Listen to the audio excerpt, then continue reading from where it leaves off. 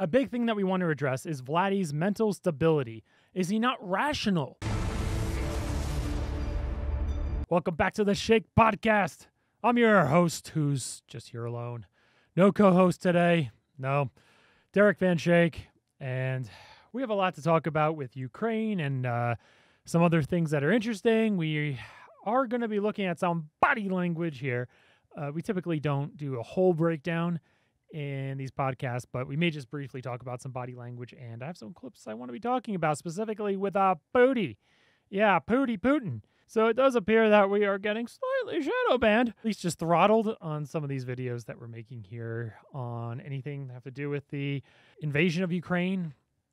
So there is that issue, which is why I'm not making full-blown videos on my main channel. I don't want to waste the time making full-blown videos if they're just going to be shadow banned, which can actually work against me, because if YouTube sees that you have a whole bunch of shadow banned videos, they're going to see the whole channel as a possibility to shadow ban the whole channel. So we don't want to go there, especially now when everyone's just talking about Ukraine. Might as well just talk about it on the podcast. And I think I'm going to be actually making another video on my news channel. Yes, my news channel. That's right. That's right. I have a news channel. Not news about me. It's news about some things that are criminology related, criminal justice related, crimes, war crimes possibly that we're seeing here. I'll probably make a video there. And what I want to talk about there is something to do with the map and how Putin plans on possibly conquering the world. So possibly expect that video on my news channel. So here's a big thing that I didn't mention in my last podcast. No one's ever going to be giving up their nukes again after they've seen this, after what's going on with Ukraine. They're not. They are not going to be giving up their nukes. Why would you? Why would you give up your nukes if you know that this is what happens? And for those that don't know, Ukraine actually had nuclear weapons, and it was from the time when they were part of the Soviet Republic. They had nuclear weapons, and in 1994, Bill Clinton goes over to Ukraine and tries to convince them, and does apparently convince them in 1994, to disarm their nukes, saying that, oh, well, you disarm your nukes and you'll be protected by the United States. Don't worry, you're okay. You can disarm. Nothing will ever happen to you. Just disarm your nukes. And now look what happens to them. Yeah, all these other countries like Iran, North Korea, yeah, good luck trying to get their nukes away from them. They're like, hell no, that's like what's saving me from being annihilated by some country like Russia. It's a major protection for whoever has control over the country so that they don't get overthrown or taken over by a bigger country like we're seeing here with Russia. Another big thing that we want to mention is that now all of a sudden everyone wants to join NATO. Everyone does now. Finland is like, yeah, all of what we said about being neutral and we don't need. Oh, yeah. We actually, we want to join NATO, please. No kidding. Because you find out like, oh, shoot, is this what happens to you if you don't join NATO? Because essentially, countries like Finland and other countries we can mention too in Europe, they're like, oh, shoot. If Ukraine was in NATO and they're not in NATO, chances are 99% sure that this would never have happened. And it's true. It's true. I think Ukraine always wanted to be in NATO, but there are certain qualifications you have to meet with anti-corruption. And Ukraine has been dealing with a lot of corruption too. They don't have a squeaky clean record. They're trying to become less corrupt, I believe. But, they were dealing with a little bit of corruption, which is one of the reasons why they were unable to join NATO right away. Or last year, 2 years ago, they couldn't join. They wouldn't be allowed in because they didn't meet the qualifications. As we said in my last podcast, yeah, I think a lot of you also think that Ukraine has a really good chance of winning this. And here's our thing that Ukraine is doing, specifically with their military tactics, that's causing them to win. I don't know if you've heard, but what they're doing is kind of ingenious in fighting the war. They're not going after the front line of tanks and armored personnel carriers or anything like that come into their country. They allow them to come in. If you notice kind of in the early days, They were allowing all the tanks to come into some of the cities, and the tanks were rolling around and like, oh, look, tanks are around. Oh, I guess they took Ukraine. No, that was only half of it, because their plan is to allow all of the Russian troops and personnel carriers and all the armor vehicles and tanks to come in. And then they knew that right behind the tanks was all the supply line. So what they did is they attacked the supply line behind the tanks so that the supply line wouldn't be able to feed the tanks with gasoline or diesel fuel. As you're seeing, a lot of Russian tanks are stranded on the side of the road and they're asking locals for fuel. The Ukraine army and militia started to attack the supply line that wasn't very armored, that wasn't very armed, behind all the armored personnel. So it's a lot easier just to cut off the snake at the head, and then the snake is nothing without the body. It's like, hey, yeah, you have your fangs and, all the potential to bite, but hey, I cut off your your head. You're nothing without your body. It's really ingenious, because those tanks are nothing without fuel. Those tanks are nothing without maintenance. Those tanks are nothing without personnel. It's really ingenious. Just like, okay, don't worry about the tanks. Those tanks are going to run out of ammunition after the first 10 rounds that they fire. Just focus on attacking the less armored supply line behind the tanks. It's really smart. So that's one of the big reasons why they're winning. And also, they're blowing up their own bridges to prevent all of the tanks and armored personnel carriers from coming into the city and taking over the city. And it's also becoming more of spring, and the ground is thawing. So tanks are getting stuck in the mud if they try to go off road and try to, circumvent any of the roads that are blown up or anything like that. And then they're, of course, cutting down signs and throwing away signs. The Russians have no idea where they are, because I'm sure Google Maps isn't exactly working in Ukraine right now. And Vladdy suggested nuclear war a few days after I put out my last podcast. And conveniently, he mentioned it right when reports were coming out that Ukraine isn't falling nearly as quickly as the Russians had wanted. And the Ukrainian president is still around. He's still walking around, breathing, posting on social media, doing media interviews.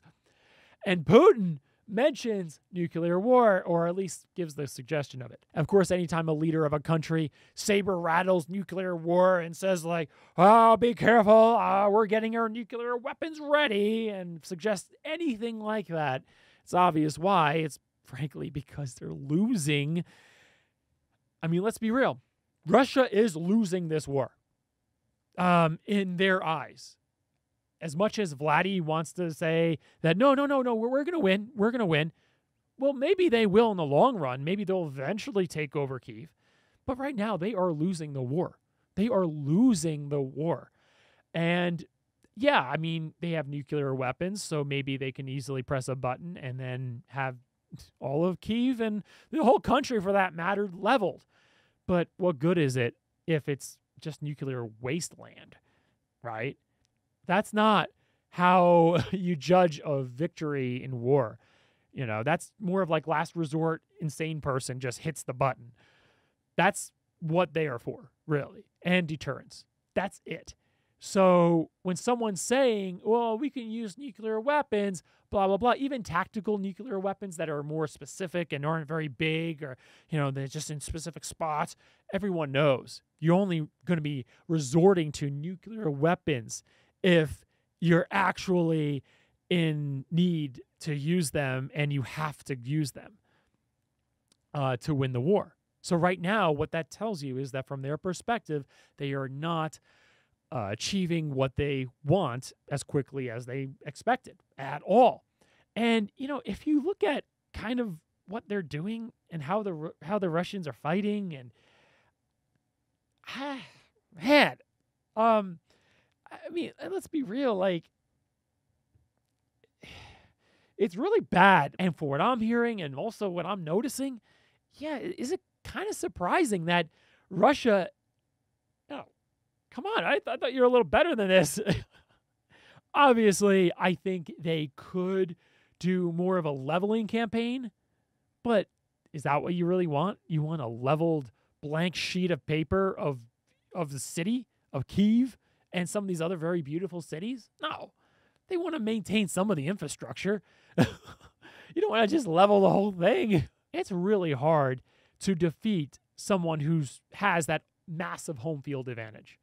It's so difficult in war because they know their country. They know exactly where to go, and they have all of the capabilities and everything that they need, and they are shipping some things in, but everything that they need is all there, and they're working within what they know and what they have, as opposed to requiring a whole bunch of supply chain to come in, and hopefully it doesn't get taken out by Ukrainians along the way. It's really hard to fight this type of a war. It's so hard. And again, this is not a leveling campaign where it's just like, hey, we just want to level the whole country.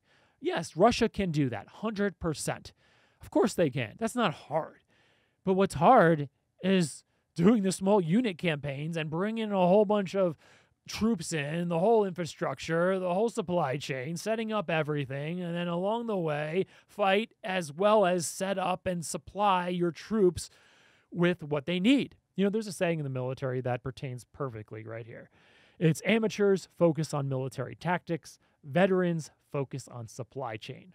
That's what really wins wars, is getting the troops what they need to fight. Yes, you have to know some tactics. This doesn't mean tactics aren't important. But, man, like you really have to know how to get all of the supplies to your troops and make sure those supplies are secure so that they can get them and use them and operate that whole network for what they need so that their troops can have what they need to fight the war. Because the guys that are shooting the guns and loading and shooting the cannons won't be shooting the guns and loading then shooting the cannons if they don't have anything to load the guns and shoot the cannons with. And also if they are dying of starvation and dehydrating because they don't have any water. So, and think about it too. Where are these guys sleeping? Where are they sleeping? And they need to sleep in a way that's going to get them rejuvenated and rested. They can't just sleep in their tank. That's not sleeping. And even if, just sleep in your tank for a half hour. That's not a long-term sustainable plan. That's a terrible way of operating a war. It's like, just, pull out your sleeping bag and sleep along on the road there. On the road? How much good sleep are they going to actually get? Sleep that's required to fight. This is not just beauty rest. Sleep that's going to let them rejuvenate and allow them to fight their hardest, If it's just a day-long battle, yeah, people can just whatever, just rotate a little bit.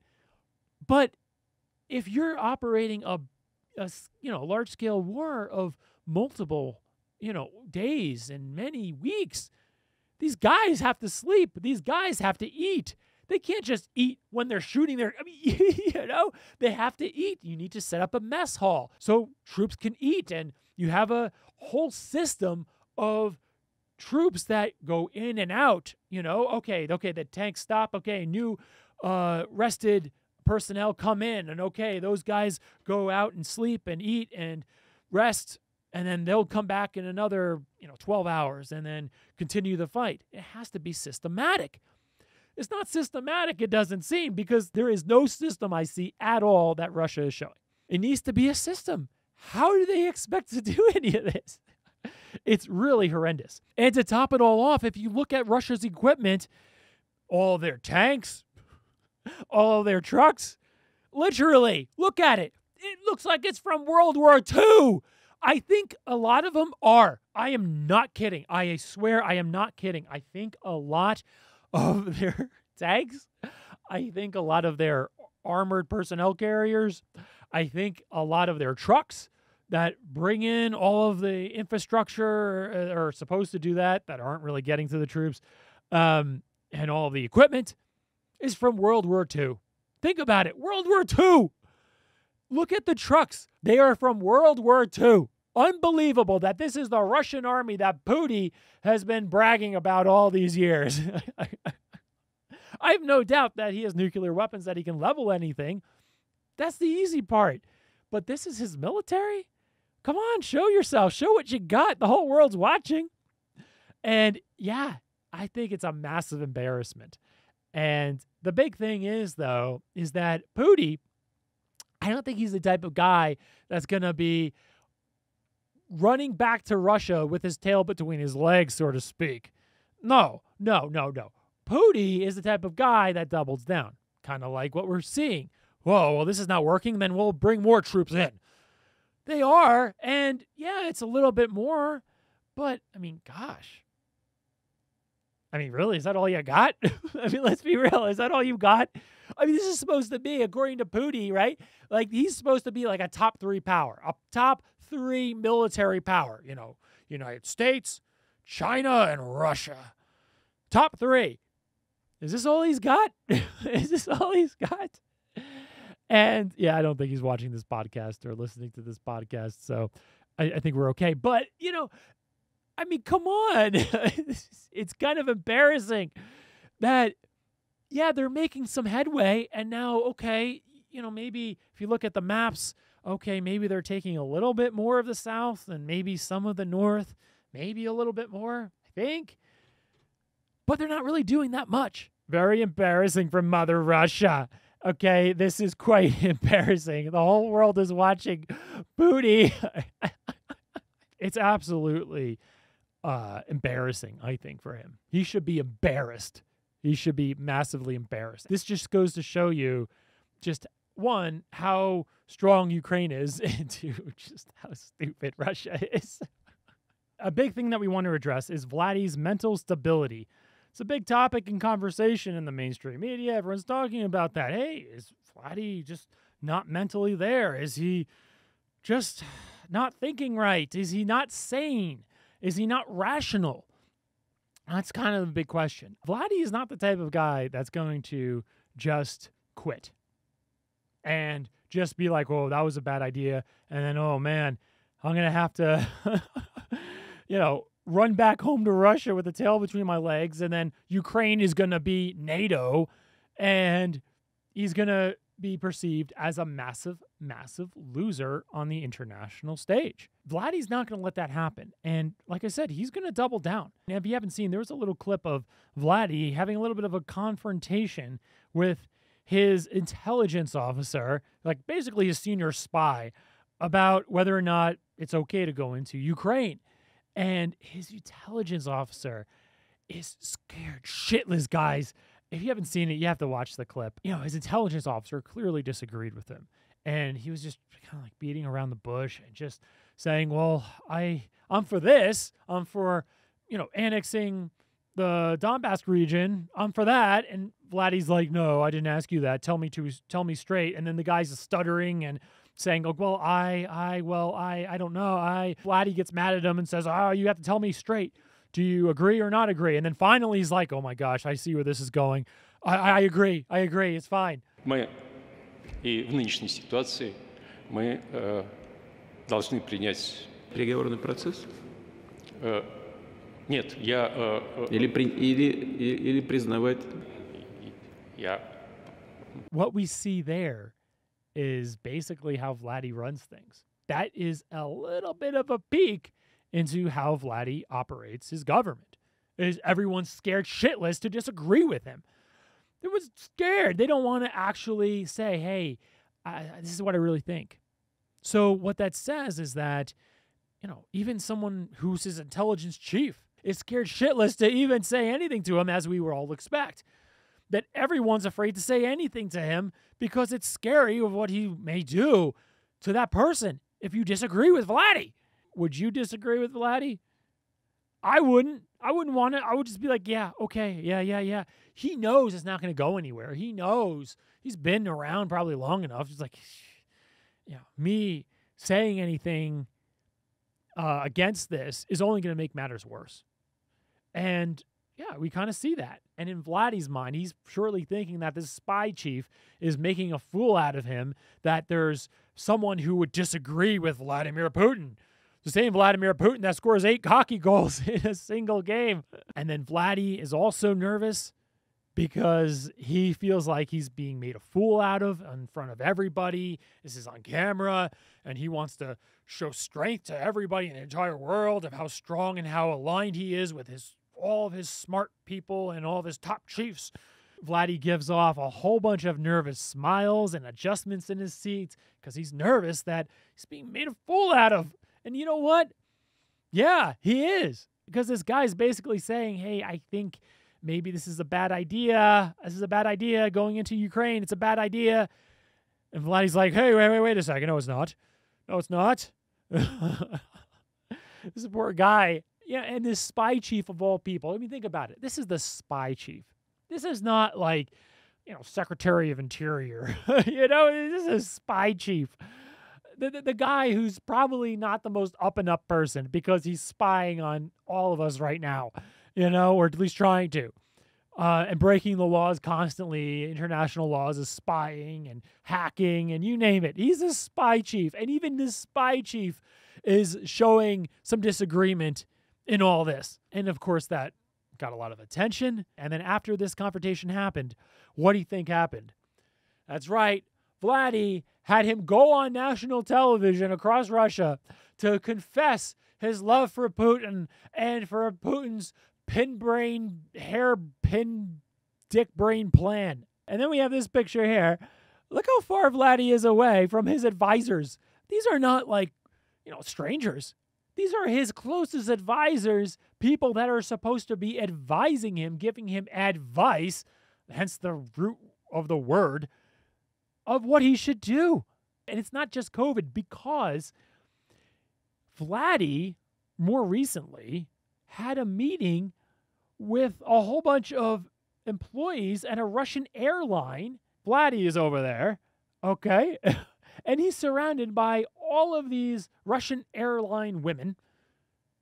And they can easily have COVID just as well as any of his advisors.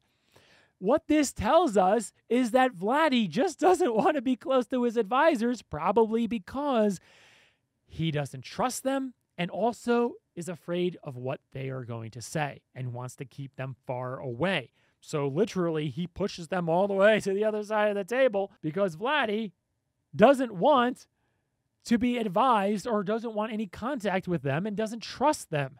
And that's scary because basically what this is saying is that there's one man that's operating the entire show. One man that's telling everybody what to do. If he really doesn't trust them that much, then maybe there's a reason. Maybe there's a good reason. Maybe he's afraid that one of them's going to try to take him out. One of them is going to try to take his DNA type of thing. People are talking about some of that. And then maybe try to figure out, some of his weaknesses to then try to poison him. Okay? So it's kind of scary that his advisors are that far away, but when he's talking to strange women from a Russian airline, he's okay with just being with them in a round table. What this all basically says is that he trusts strange women more than he trusts his closest advisors. He would rather just put his head in the sand and not listen to anybody. It also tells you that maybe some people were trying to say some things. His advisors. Maybe some of his advisors were maybe saying some things behind closed doors. And he's like, I don't want to hear it, and tries to distance them as well. There's a lot of reasons why we see this picture here, and yet we see him around a table with some strange women that could easily have COVID as well. It's not about the COVID. The COVID is the excuse. It's not COVID. After Vladdy says that he's putting his nuclear weapons on high alert, his military generals have some very interesting body language. Really just that one. The one on the far right here, if you're watching, acts extremely nervous and doesn't seem to fully agree with Vladimir Putin. At the very moment that he says, yes, sir, he looks away, gives a wince and kind of a gulp, shifts in his chair in discomfort with saying, yes, sir, to Vladdy's request, and then touches his hand in what appears to be self-comfort. This general is the guy that can be turned and possibly even start a military coup against Vladimir Putin. Here's the good news. There are people in his government that don't agree with him. We can see that from this guy's body language. We can see it from that chief spy's body language and his clear indication that he didn't agree with Vladimir Putin, but just didn't know how to say it without dying. Yeah, there are a lot of people that don't agree with him. That's the good news about all this. So hopefully there could be some uprising within. There could be some kind of coup of some sort. There could be some internal strife that will end up resulting in a pullback of troops. And a big question that's going all over media is Vladimir Putin a rational actor? Is he just not mentally stable? What's going on with Vladdy? And yeah, right now, Vladdy is coming across as not a rational actor, as mentally unstable. It's because he's done something really stupid out of insecurity, ego, inferiority complex. Choose your adjective, feeling like he's not very powerful, wants to prove he's powerful, feeling inadequate, and trying to overcompensate for his inadequacies and his inferiority complex. He's done something very stupid based on his stupid emotions that he has and caused a whole bunch of deaths, and then now doesn't know how to back out of a stupid decision to not come across as stupid and weak. He doesn't want to come across as stupid and weak. So he's figuring out okay, well, the only way to do this is to double down in his mind. The only way to get out of this is to double down and not ever lose this. He is so overcompensating for all of his inadequacies and all of his insecurities and all of his weaknesses that he can't let himself feel weak. And anytime that he feels weak at all, he just tries to overcompensate with that by just doubling down and tries to do something strong to compensate for that because he can't let anyone show that he's ever weak because he's just that insecure. Now in the comments, what do you think of Vladimir Putin's mental state? Let everyone know in the comments below. If you're not already subscribed to the Schaik podcast, you can do that. We are everywhere you get your podcasts. You can watch the show on YouTube.